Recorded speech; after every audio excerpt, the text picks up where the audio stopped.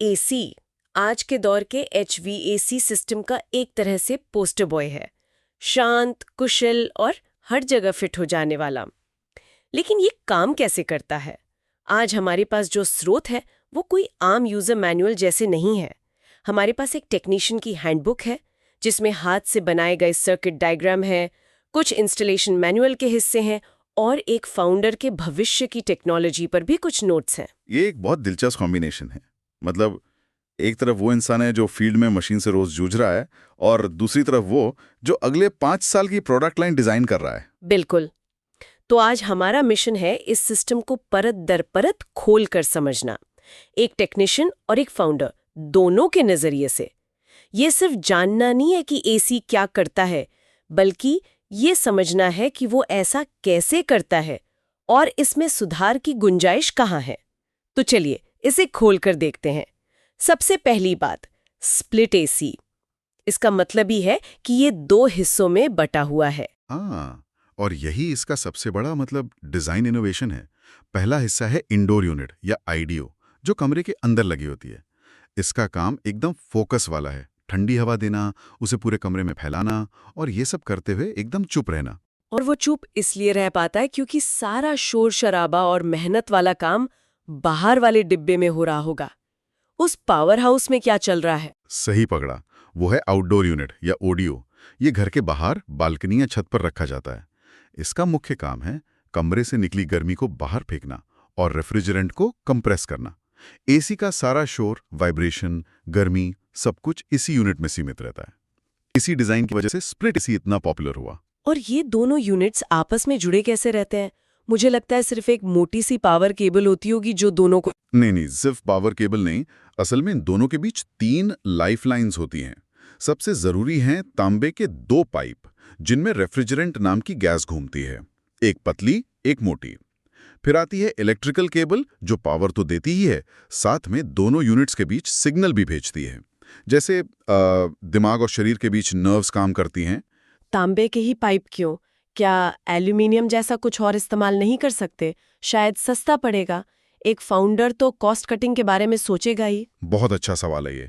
देखिए, कुछ ब्रांड्स ने कॉस्ट कटिंग के लिए एल्यूमिनियम के साथ प्रयोग किया था, लेकिन वो बुरी तरह फेल हुआ। तांबा गर्मी को ट्रांसफर करने, दबाव झेलने और जंग से बचने में कहीं बेहतर है। एक टेक्नीशियन आपको बताएगा कि एल्यूमिनियम पाइप में लीक ठीक करना लगभग नामुमकिन है।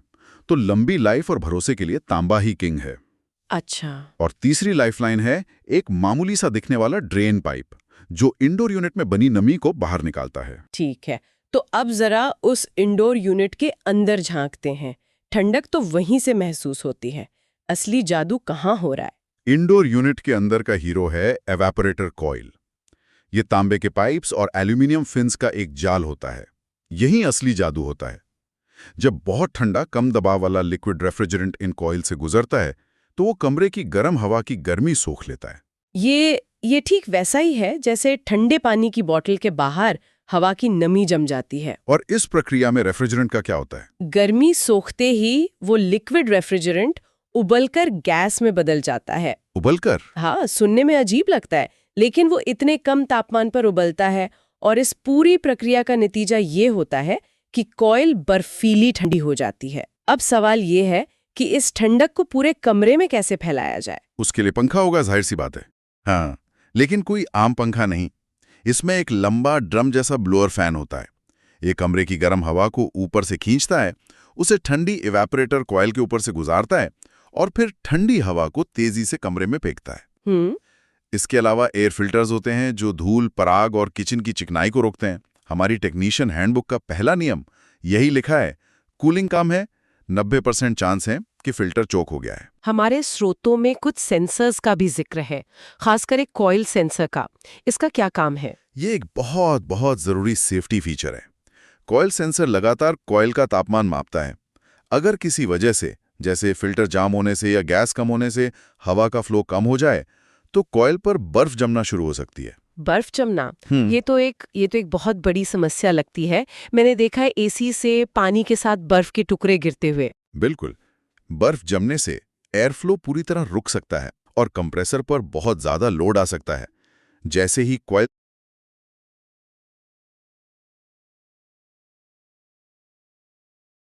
सेंसर को लगता है कि तापमान 0 के पास पहुंच रहा है, वो तुरंत कंप्रेसर को बंद करने का सिग्नल भेजता है। अच्छा।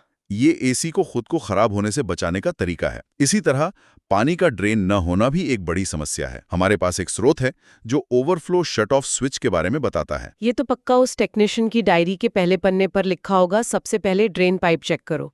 छोटी सी चीज है पर सबसे ज्यादा कॉल्स इसी के लिए आते होंगे। एकदम सही।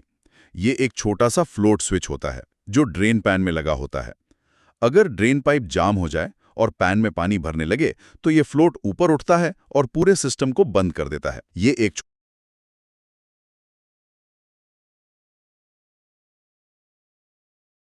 छोटा सा पुर्जा है जो हजारों रुपए का फर्नीचर और दीवारों को सीलन से बचाता है। कमाल है।